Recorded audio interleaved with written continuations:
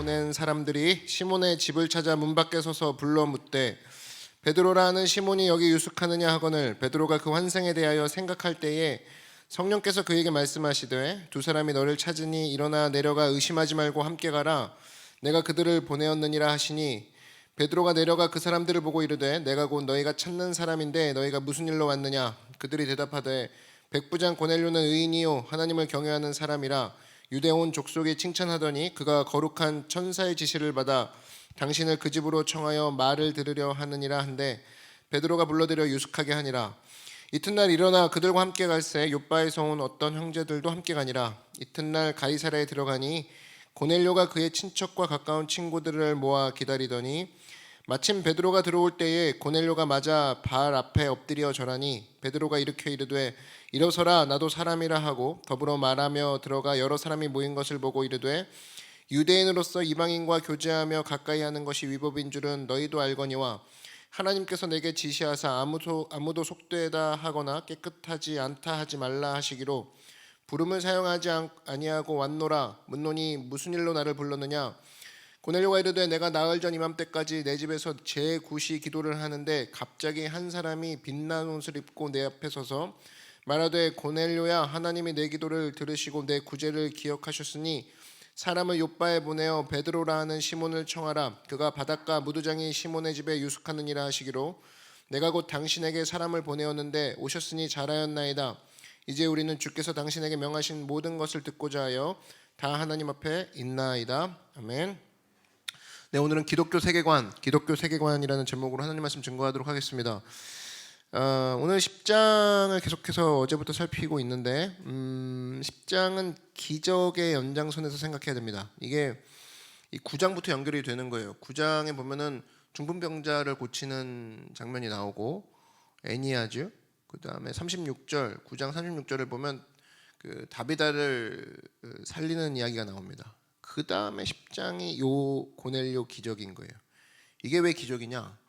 외국인이 이방인이죠. 이방인이 예수 믿는 것 자체가 기적이라는 거예요. 하나님의 백성으로 이방인이 들어오는 것 자체가 성경은 기적이다라고 카테고리를 정하고 있다라는 겁니다. 죽은 사람 살리고 병자 낫는 이 정도도 기적이긴 하지만 사실은 진짜 기적이 뭔지 아니? 하나님의 백성으로서 이스라엘 백성이 아닌 외국인이 들어오는 거야. 우리도 다 포함하는 사건이죠. 이게 진짜 기적이라는 거예요. 그래서 우리가 보통 기적 그러면은 난 아무것도 안 해도 돼. 하나님과 천사가 다 하는 거 아니야. 뭐 그거를 기적이라고 얘기하는 사람이 있는데 절대 그렇지 않습니다. 기적은 바로 뭐냐? 오늘 내용을 보면 복음 증거죠. 복음이 증거되고 고넬료가 복음을 받아들이는 게 최고의 기적 중의 기적인 거예요. 그 기적만큼은 하나님이 천사를 사용하지 않고 사람을 사용하시는 걸 볼 수 있습니다. 그러니까 모든 기적 중에 최고의 기적, 바로 복음이 증거되고 사람이 예수님을 받아들이는 그 기적은 절대로 사람에게 맡긴 것이지 천사나 다른 것에게 맡긴 적이 없다라는 겁니다. 여기서 알 수 있는 건 뭐냐? 하나님은 최고의 기적, 즉 복음 증거에 있어서는 사람을 사용하신다라는 거예요. 특별히 사람을 사용하실 때 뭘 사용하시냐? 사람을 기계적으로 몸만 빌려서 사용하시는 게 아니라 그 사람의 생각, 그 사람의 장점, 그 사람의 달란트, 모든 걸 통틀어 얘기하면 그 사람의 삶을 통해서 하나님은 기적을 일으키신다라는 거예요. 우리도 예외가 없겠죠. 오늘 베드로를 한번 보면 베드로의 특징 17절 한번 보십시오. 17절 보니까 베드로가 본 바 기적의 시작이죠. 환상이 무슨 뜻인지 속으로 의아해하더니 생각했다 이겁니다. 내가 본 환상이 뭘까? 그러면서 19절에 베드로가 그 환상에 대하여 여기 줄치십시오. 생각할 때에 그랬다는 거예요. 생각할 때 그 다음에 어떻게 됐습니까? 또 한번 이어서 줄치면 성령께서 그에게 말씀하시되. 보세요. 사람의 생각과 성령의 인도가 교차적으로 일어나는 걸 볼 수 있습니다. 우리는 생각할 때 하나님 왜 나한테 생각 안 주시지? 기다려보자. 그래서 마냥 기다리는 사람이 있고 모든 걸 나중엔 하나님께 핑계대죠. 왜 그때 저에게 생각 안 주셨어요? 그리고 나서 주님만 온전히 살아있기 원합니다. 근데 여러분 분명히 이 성경을 보면 하나님은 사람을 사용하세요. 그러니까 우리가 기계적으로 끌려가는 게 아니라 우리의 생각을 생각하게 하셔서 성령님이 그 사이에 들어오시면서 막 일하게 하시는 거거든요. 그러니까 이걸 본다 그러면은 하나님께서는 성령의 직접적인 말씀 그리고 동시에 인간의 생각 이거를 자유자재로 섞어 쓰시면서 한 사람이 사명의 장소에 가게끔 만드신다라는 겁니다. 그게 하나님의 방법이라는 거예요. 그래서 여러분 성령이 임하는 특징이 우리가 한 세 가지 있다고 배웠죠. 첫 번째는 기쁨입니다. 성령이 임했는데 기쁘지 않아요. 늘 심각해요. 그럼 뭐 이상한 영이 임한 거예요. 성령 아니에요. 그리고 또 한 가지 성령이 임하면 뭐가 보이기 시작하냐? 나만 안 보입니다. 이웃이 보여요. 저 사람에게 내가 다가가야 돼. 저 사람에게 예수 그리스도를 전해야 돼. 반드시 바깥쪽으로 흐른다는 겁니다. 그 다음에 세 번째 특징이 뭐냐? 성령이 임하면 생각하게 만든다는 거예요. 생각. 여러분 원래 예루살렘 백성들은 생각 없는 백성들이었습니다. 예수님이 예루살렘 입성할 때 호산나 주의 이름으로 오시는 자요. 노래 부르고 난리 쳤죠. 일주일 뒤에 십자가에 못 박아왔습니다. 생각이 없는 거예요. 그 사람들은. 자기가 뭘 노래했는지 뭘 예배하는지 몰랐죠. 그랬던 백성들이 사도행전 2장 오니까 베드로의 오순절 설교를 듣고 어떻게 변화됐냐. 사도행전 2장 37절 보니까 그들이 이 말을 듣고 마음에 찔려 베드로와 다른 사도들에게 물어 이르되 형제들아 우리가 어찌할꼬. 진짜 성령이 임하면 우리 집 어떻게 할꼬, 나는 어떻게 할꼬, 나는 앞으로 어떻게 살꼬 이렇게 바뀐다는 거예요. 나는 어떻게 앞으로 살 거는 성령 안 임하지 않아도 생각하는 내용인데 무슨 말 얘기하는지 아시죠? 성령 임하면 나는 앞으로 어떻게 할 것인 거를 주 안에서 생각한다는 거예요. 주 안에서. 처세술이 아니라. 변화된 내용이 뭐냐? 생각부터 변하기 시작한다는 겁니다. 생각하기 시작한다는 거예요. 진짜 생각이라는 걸 하기 시작한다는 거예요. 내가 주님 안에서 나는 어떤 존재고 주님은 무엇을 원하시는지. 그러면서 오늘 전체적인 키워드가 한 가지, 생각에 대해서 분석할 건데 우린 보통 생각 그러면 기발한 것만 떠올립니다. 너 무슨 생각, 좋은 생각이 있냐? 아이디어. 근데 그게 아니고 성령께서 함께할 때 생각한다 이 얘기는 뭐냐면 순리를 받아들인다 그 얘기예요. 하나님 말씀을 받아들인다 그 얘기입니다. 하나님의 뜻을 받아들인다. 즉 하나님은 옳다라는 것을 나는 받아들인다. 이것을 생각한다라고 얘기하는 거예요. 이걸 기독교적인 생각이라고 하는 겁니다. 생각하는 방법을 세계관이라고 우리가 보통 지칭을 하죠. 기독교적인 생각은 다른 게 아니라 하나님 말씀을 받아들이는 게 기독교 세계관이에요. 그러니까 생각에도 두 종류가 있습니다. 마귀가 주는 생각이 있고 그 반항적인 생각이 있어요. 요한복음 13장 2절 보니까 마귀가 일하는 누투가 나오는데 마귀가 벌써 시몬의 아들 가룟 유다의 마음에 예수를 팔려는 생각을 넣었더라. 그러니까 타락의 시작은 어디서부터 나오냐? 생각부터 와요. 선악과를 볼 때도 보암직, 먹음직, 만져본 집, 그죠? 탐스러운 집 이게 막 생각이 먼저 들고 그 다음에 손에 뻗은 거거든요. 그러니까 우리가 생각 관리해야 된다는 겁니다. 왜? 생각부터 범죄하는 거예요. 그 로마서 12장 3절 보니까 내게 주신 은혜로 말미암아 너희 각 사람에게 말하노니 마땅히 생각할 그 이상의 생각을 품지 말고 생각에도 바운더리가 있다라는 거예요. 생각에 선악과 동산이 있는데 거기 넘어가지 말아야 되는 부분이 있다라는 겁니다. 오직 하나님께서 각 사람에게 나누어 주신 믿음의 분량대로 지혜롭게 생각하라.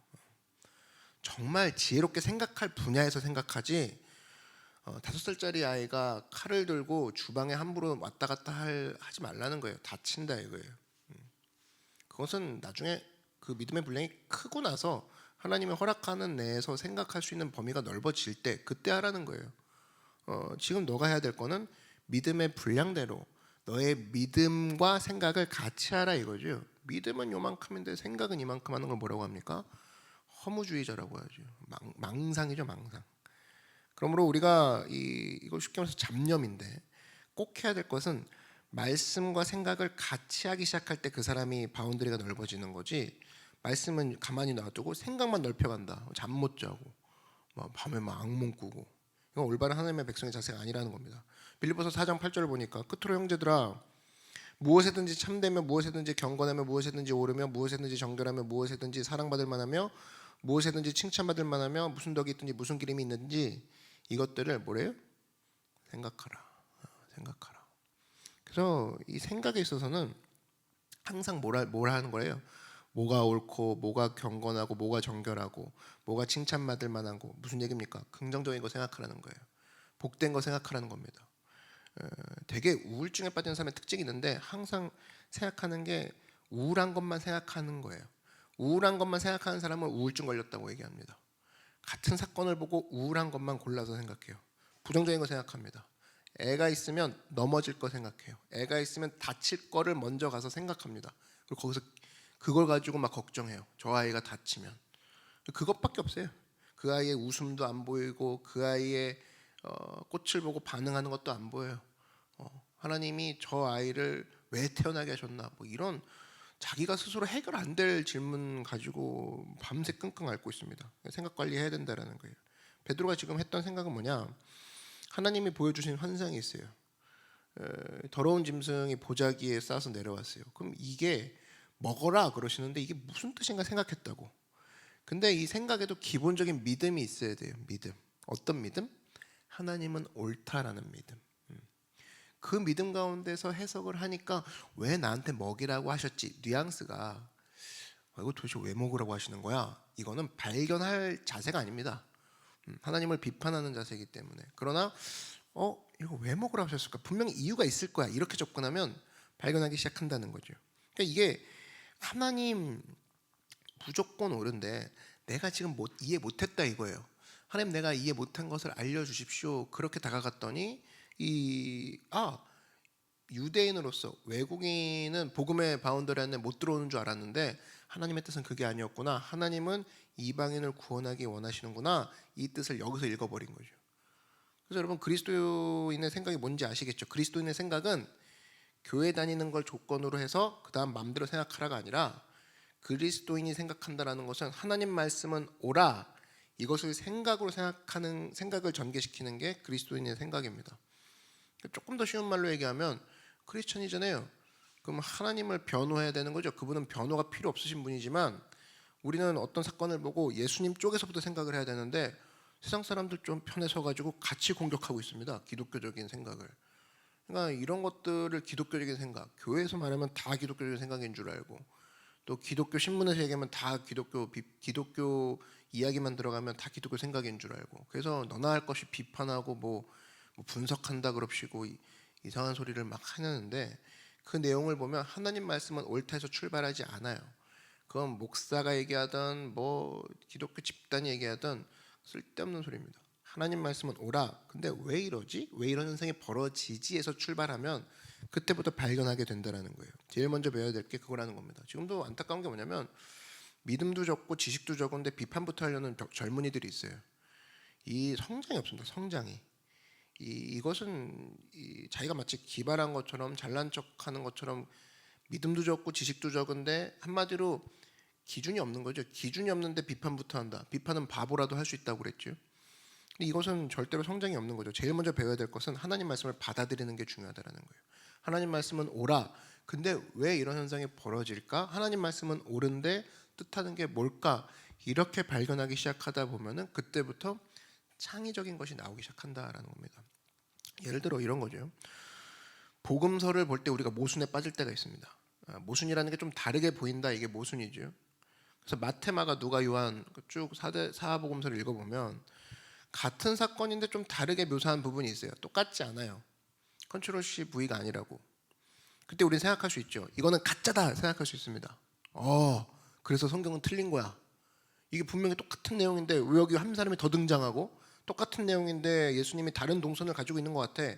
이걸 뭐라고 하냐면 자유주의 신학이라고 합니다. 하나님은 틀렸어. 성경에 틀린 걸 내가 발견했어. 얘기를 먼저 하는 거. 이거는 성경이 편집됐어. 성경은 원본이 아니야. 이렇게 이거부터 들고 나오는 거는 자유주의 신학이라는 거예요. 근데 그게 아니라 똑같은 사건인데도 다르게 보여요. 근데 하나님 말씀이 옳다라는 분석으로 들어가기 시작하면 여기서 이 창조적인 것을 발견하게 됩니다. 이것을 신학적 용어로 조화라고 그래요. 조화. 이것은 하나님이 조화롭게 쓰신 거구나, 이렇게 발견할 수 있어요. 예전에 그 예수님과 함께하는 저녁 식사라는 책, 여러분 읽어보셨나요? 여기 보면은 신선하게 그 신앙의 믿음에 대한 내용의 그 궁금증을 풀어주는 책이 이 책입니다. 그 내용이 그런 거예요. 조화가 이런 거라는 겁니다. 같은 사건을 왜 다르게 사복음서에서는 묘사했을까? 마테마가, 누가, 요한이 조금씩 왜 다를까? 이런 거예요. 저랑 A랑 밥을 먹으면서 어떤 유익이 있었어요. 그죠? 그럼 내가 글을 씁니다. 와가지고 인스타에 오늘 A랑 밥을 먹었다. 너무 유익한 시간이었다. 그죠? 맞아요. 근데 그 A라는 사람과 밥을 먹을 그 식탁에는 사실은 B도 있었어요. 근데 제가 다음 인스타, 이번엔 페이스북에 올릴 때는 오늘 B랑 회의를 했을 때 참 좋은 내용이 오고 갔다. 그 얘기도 올렸어요. 근데 둘 다 틀린 사실은 없죠. 맞죠? A라는 사람, 사실은 A와 B와 같이 밥을 먹었고 A랑은 밥을 먹으면서 유익했던 것을 인스타에 올린 거고, 또 이 이야기가 끝나고 나서 B랑 회의를 같이 그 자리에서 하면서 B랑 느낀 거는 페이스북에 올린 거예요. 근데 이러면서 이 두 가지만 딱 봤을 때 사실은 모순처럼 보이지 않습니까? 이것만 딱 들고 나오면 박찬일 목사가 무슨 전지전능해서 이 뭐 무소부재하지도 않으면서 같은 시간에 두 군데가 있을 수 있느냐, 같은 시간에 어떻게 두 사람을 만날 수 있느냐. 그래서 이 두 가지 인스타와 페이스북은 해킹당한 것이다, 편집한 것이다, 이렇게 접근한다. 아니거든요. 둘 다 같이 있었던 게 사실이에요. 다만 뭐가 달라요? 강조점. 그죠? A와 밥 먹을 때는 B는 배경화면이에요. B는 야 사진 좀 찍어줘, 나 우리 밥 먹는 거, 이렇게 할 수 있다고. 근데 B와 회의하기 시작하면 그땐 A가 배경화면인 거죠. 그죠? 너 할 거 하고 있어, 우리 얘기 좀 하고 있을게, 이렇게 되는 거라고. 다른 거죠.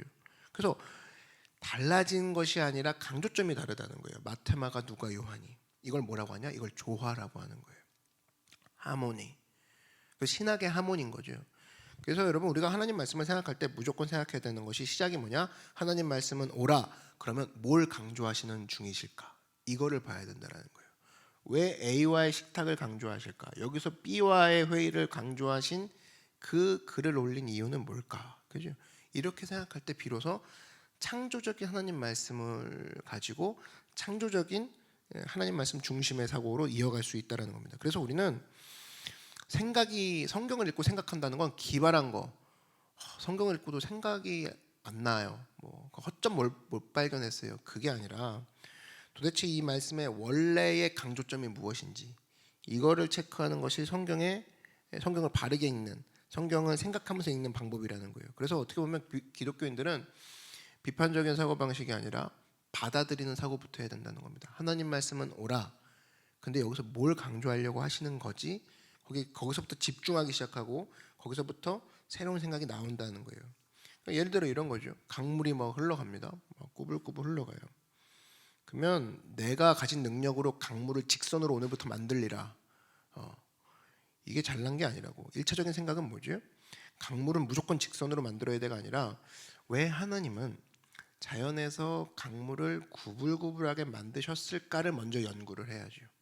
그죠? 이 강물은 왜 구불구불하게 탄생했을까? 그걸 통해서 깨달은 게 뭐죠? 강물은 구불구불해야 정화가 된다 그러죠. 그래서 짧은 시간 내에 훅 지나가면은 더러운 물에서 더러운 물로 가는데, 구불구불하면 커브를 돌면서 더러운 것들이 퇴적되죠.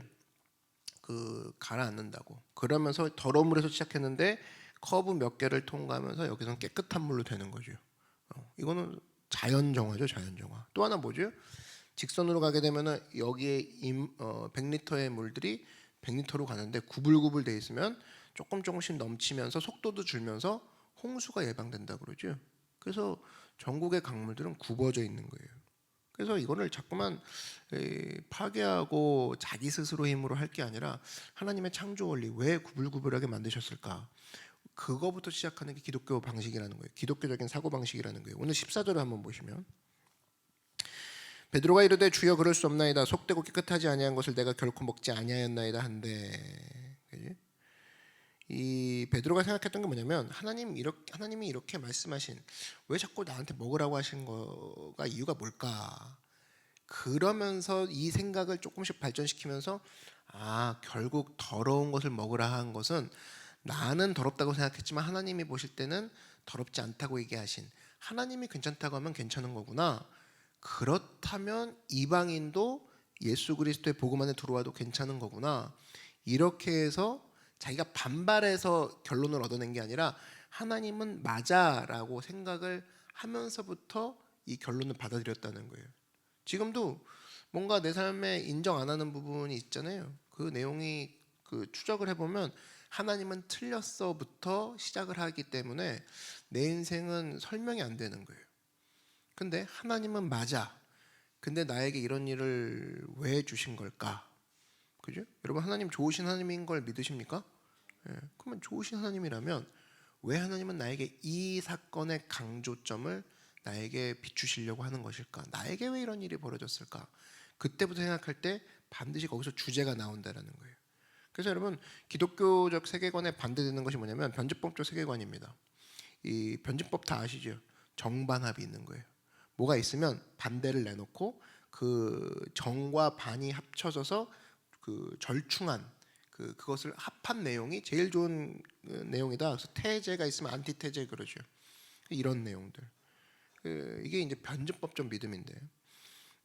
그래서 이 변증법적 세계관을 갖고 있는 사람은 교회 안에서도 무조건 비판부터 하려고 합니다. 그러면 이게 비판을 해서가 아니라 자기가 좋은 의견 내놓고 있는 중이라고 생각하는 거예요. 왜냐하면 정반 합이 돼야 되니까. 뭔가 의견이 있으면 무조건 반대되는 걸 일단 내놓고 보는 거죠.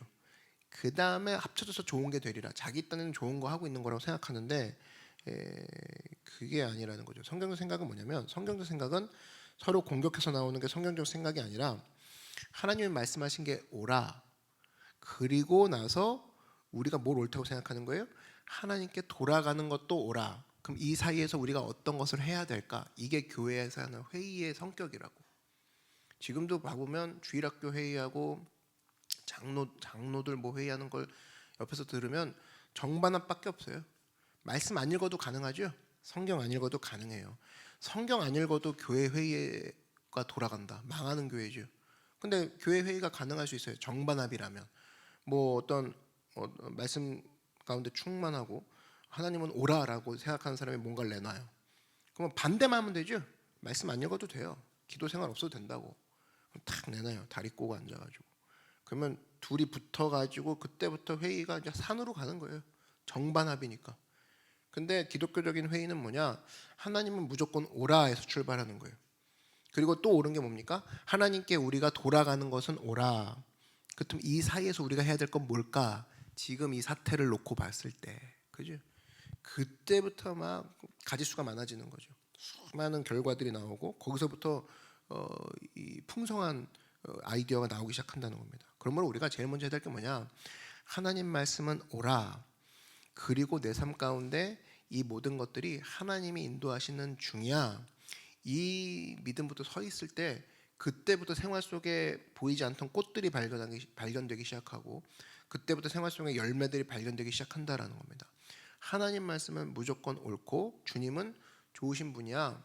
주 안에서 반드시 좋은 일이 있어. 좋은 일이 일어나고 있는 중인데 내 눈에 이것을 보여주신 이유는 뭘까?